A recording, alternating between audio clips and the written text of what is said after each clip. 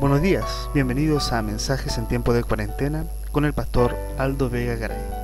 El mensaje de hoy se titula Los 300. Le invitamos a que usted nos acompañe con su Biblia en su mano. Dios le bendiga. Hola hermanos, esta mañana nuestro texto se encuentra en Jueces capítulo 7, versículos 2 al 7. La Biblia dice, y Jehová dijo a Gedeón, el pueblo que está contigo es mucho para que yo entregue a los madianitas en su mano. No sé que se alabe Israel contra mí diciendo, mi mano me ha salvado. Ahora pues, haz pregonar en oído del pueblo diciendo, quien tema y se estremezca, madrugue y devuélvase delante del monte de Galaad. Y devolviéndose de los del pueblo 22,000, quedaron 10,000. Y Jehová dijo a Gedeón, aún es mucho el pueblo, llévalos a las aguas y allí te los probaré. Y del que yo te diga, vaya, esté contigo, irá contigo. Más de cualquiera que yo te diga, este no vaya contigo, el tal no irá. Entonces llevó el pueblo a las aguas, y Jehová dijo a Gedeón, cualquiera que lamiere las aguas con su lengua como lame el perro, a aquel pondrás aparte, asimismo a cualquiera que se doblare sobre sus rodillas para beber. Y fue el número de los que lamieron llevando el agua con la mano a su boca, 300 hombres, y todo el resto del pueblo se dobló sobre sus rodillas para beber las aguas. Entonces Jehová dijo a Gedeón, con estos 300 hombres que lamieron el agua os salvaré, y entregaré a los madianitas en tus manos, y váyase todas las demás gentes, cada uno a su lugar. En una ocasión conversaba con alguien y le dije que en la Biblia se menciona a 300 hombres que lucharon valerosamente para el Señor, y la persona respondió, sí, vi la película.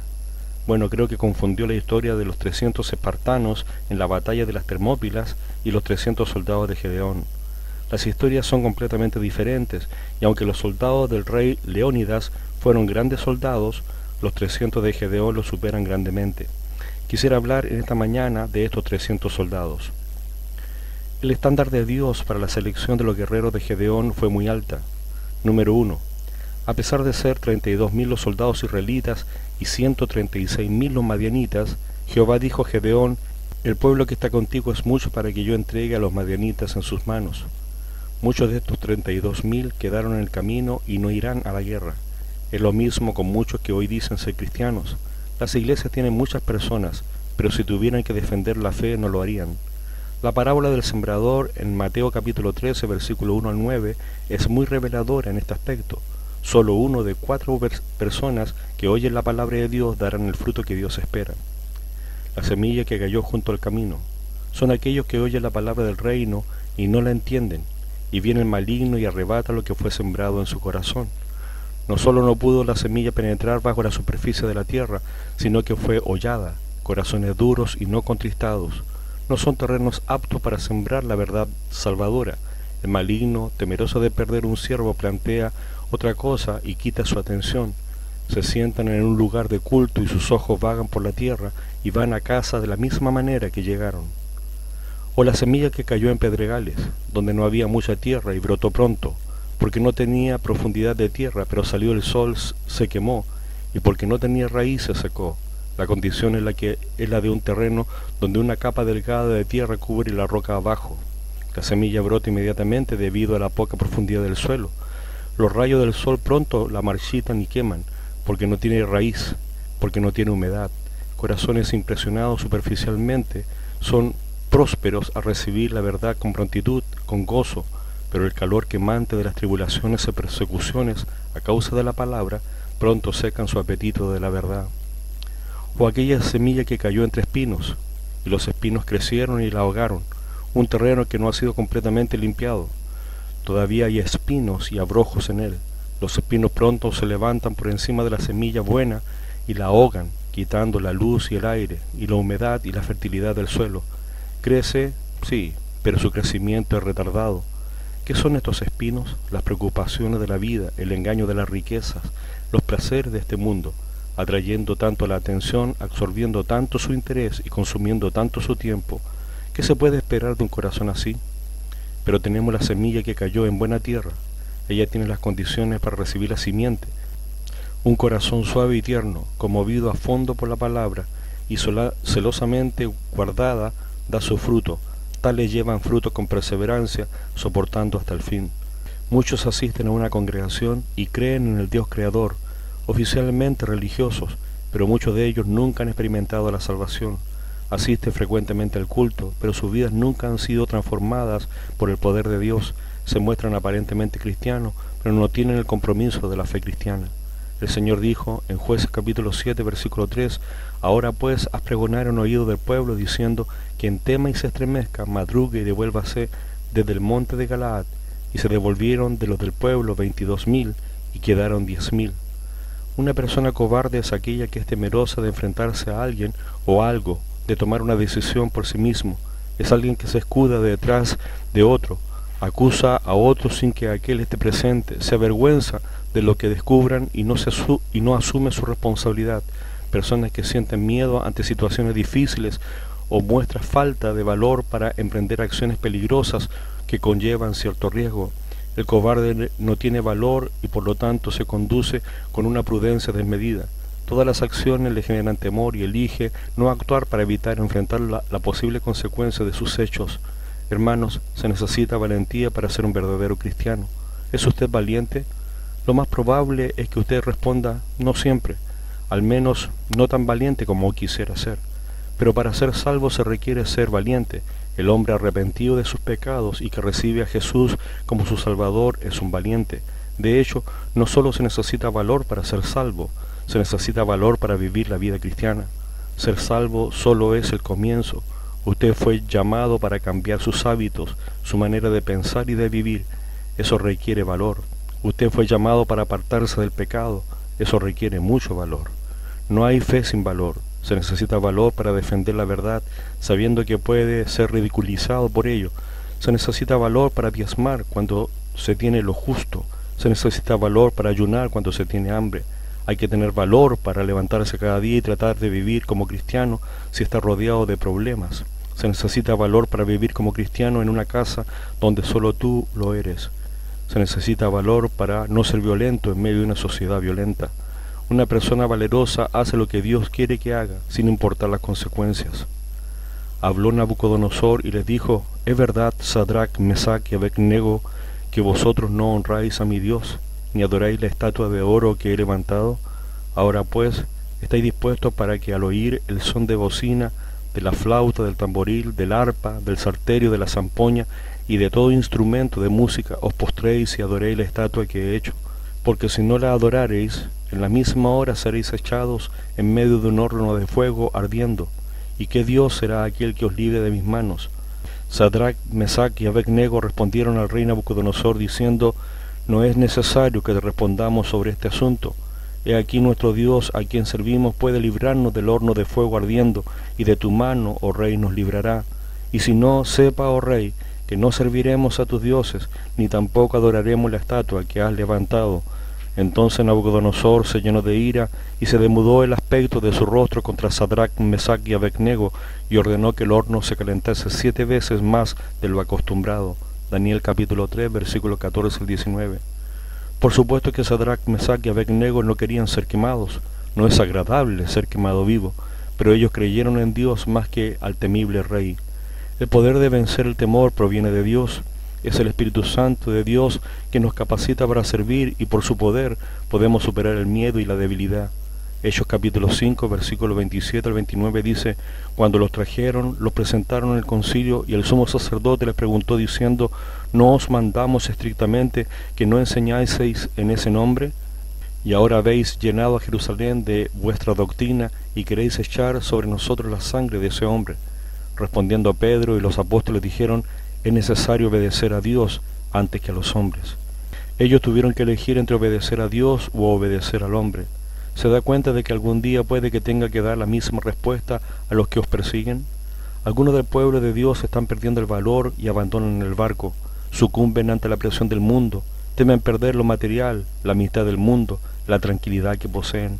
Los cobardes se enfocan en sus deseos y no lo suficiente en lo que Dios quiere que se enfoquen, en el reino de Dios. Número 2. El libro de Jueces capítulo 7, versículo 4 al 7 dice, «Y Jehová dijo a Gedeón, aún es mucho el pueblo, llévalos a las aguas y allí te los probaré».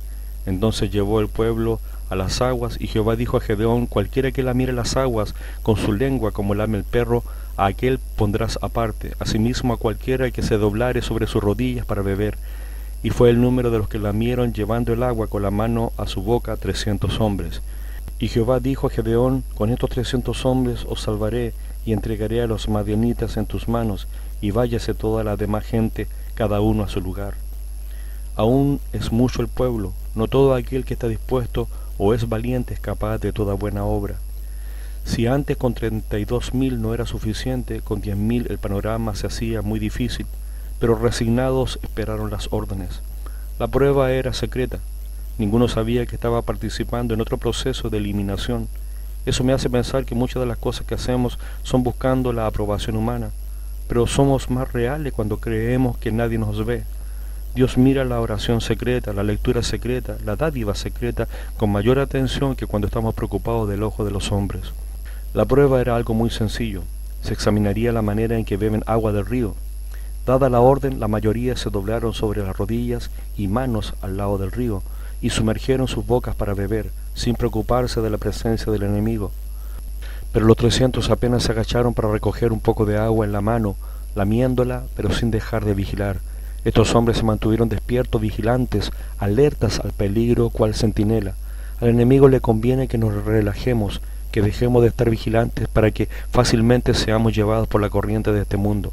Muchos creyentes han dejado de velar, duermen como las vírgenes de la parábola, y esto los lleva a caer fácilmente en la tentación.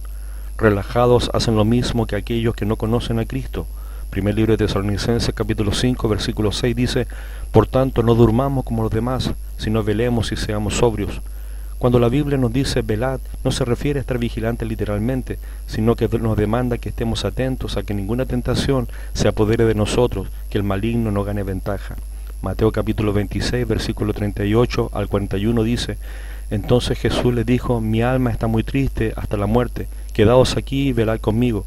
Yendo un poco adelante, se postró sobre su rostro, orando y diciendo: Padre mío, si es posible, pasa de mí esta copa, pero no sea como yo quiero, sino como tú. Vino luego a sus discípulos y los halló durmiendo, y dijo a Pedro: ¿así que no has podido velar conmigo una hora? Velad y orad para que no entréis en tentación. El espíritu de la verdad está dispuesto, pero la carne es débil. El Señor dijo: con estos 300 hombres que lamieron el agua, os salvaré. Número 3. La estrategia de guerra. Gedeón descendió con furia a su criado al campamento madianita y escuchó cierta conversación. Jueces capítulo 7, versículo 3 al 15 dice: cuando llegó Gedeón, he aquí que un hombre estaba contando a su compañero un sueño, diciendo: he aquí yo soñé un sueño. Veía un pan de cebada que rodaba hasta el campamento de Madián, y llegó a la tienda y la golpeó de tal manera que cayó, y la trastornó de arriba abajo, y la tienda cayó. Y su compañero respondió y dijo: esto no es otra cosa sino la espada de Gedeón, hijo de Joás, varón de Israel. Dios ha entregado en sus manos a los madianitas con todo el campamento. Cuando Gedeón oyó el relato del sueño y su interpretación, adoró, y vuelto al campamento de Israel dijo: levantaos, porque Jehová ha entregado el campamento de Madián en vuestras manos. El relato que escuchó Gedeón era sorprendente. El guerrero soñó con un pan de cebada, el cual rodaba débil e insignificante hasta chocar y destruir el campamento madianita. Este relato lo compartió con los 300 hombres y ellos creyeron. No puedo evitar el pensar que el pan que vino del cielo es poderoso para la destrucción de fortalezas. Me refiero a Jesús, el Verbo de Dios. Jueces capítulo 7, versículos 16 y 17 dice: y repartiendo los 300 hombres en 3 escuadrones, dio a todos ellos trompetas en sus manos y cántaros vacíos con teas ardiendo dentro de los cántaros. Y les dijo: miradme a mí y haced como hago yo. He aquí que cuando yo llegue al extremo del campamento, haréis vosotros como hago yo. Los 300 hombres fueron dotados con armas extrañas y débiles: una trompeta, una antorcha, un cántaro. ¿Cuándo se suministraron semejantes armas a un ejército? Además, no fueron dejados a su propia iniciativa de cómo luchar. Debían escuchar e imitar a su comandante, y ellos fueron obedientes. Es lo que espera nuestro Señor de cada uno de nosotros. Alguien dijo: una trompeta a sonar, una tea a brillar, un cántaro a sacrificar, un testimonio que debe ser oído, una luz que debe ser vista, y un cuerpo dispuesto a ser sacrificado, son las armas poderosas de un cristiano. Jueces capítulo 7, versículo 20 al 22 dice: y los 3 escuadrones tocaron las trompetas, y quebrando los cántaros tomaron en la mano izquierda las teas, y en la derecha las trompetas con que tocaban, y gritaron: por la espada de Jehová y de Gedeón. y se estuvieron firmes cada uno en su puesto en derredor del campamento. Entonces todo el ejército echó a correr dando gritos y huyendo, y los 300 tocaban las trompetas. Y Jehová puso la espada de cada uno contra su compañero en todo el campamento, y el ejército huyó hasta Bexita en dirección de Serera y hasta la frontera de Abed Meola en Tabat. Los 300 rodearon el campamento en 3 escuadrones, dejando abierto un camino por donde el enemigo pudiera huir de donde vino. Inesperadamente, los madianitas dormidos fueron despertados por el sonido de los cántaros estrellados contra el piso y el sonar de las trompetas y el brillo de 300 lámparas, y escucharon el grito por la espada de Jehová y de Gedeón, y se mantuvieron firmes en su posición. Se quedaron firmes en su lugar. Hubo confusión entre los madianitas, pero no así en los 300. Los madianitas gritaron y se turbaron, matándose entre sí. Dios fue el que perturbó a Madián. La espada levantada fue de Gedeón, y los 300 se mantuvieron firmes en su lugar. Filipenses capítulo 1, versículo 27 dice: solamente que os comportéis como es digno del Evangelio de Cristo, para que, o sea que os vaya a veros, o que esté ausente, oiga de vosotros que estéis firmes en un mismo espíritu, combatiendo unánimes por la fe del Evangelio. Inconmovibles, pacientes, mansos, humildes, dependiendo de Dios, hombres de fe. El resto del capítulo relata la historia de la derrota total de Madián y el triunfo de Gedeón. La calidad de la victoria está comentada en Isaías capítulo 9, versículo 4, porque tú quebraste su pesado yugo y la vara de su hombro y el cetro de su opresor, como en el día de Madián. Así fue destruido Madián delante de los hijos de Israel y nunca más volvieron a levantarse. Quisiera concluir mi sermón diciendo que Dios con estos pocos hombres fue glorificado y desea hacerlo entre nosotros. El apóstol Pablo en 1 libro de Corintios 1, 26 al 29 dice: pues mirad, hermanos, vuestra vocación, que no sois muchos sabios según la carne, ni muchos poderosos, ni muchos nobles, sino que lo necio del mundo escogió Dios para avergonzar a los sabios, y lo débil del mundo escogió Dios para avergonzar a lo fuerte, y lo vil del mundo y lo menospreciado escogió Dios, y lo que no es para deshacer lo que es, a fin de que nadie se jacte en su presencia. Tenemos un tesoro en vaso de barro, para que la excelencia del poder sea de Dios y no de nosotros. La luz brilla a través del cántaro. A veces el vaso debe ser roto para dejar brillar nuestra luz. Hermanos, que Dios les bendiga. Gracias por escuchar el mensaje. Oremos por un amigo, él se llama Ernesto. Un abrazo, Pastor Aldo.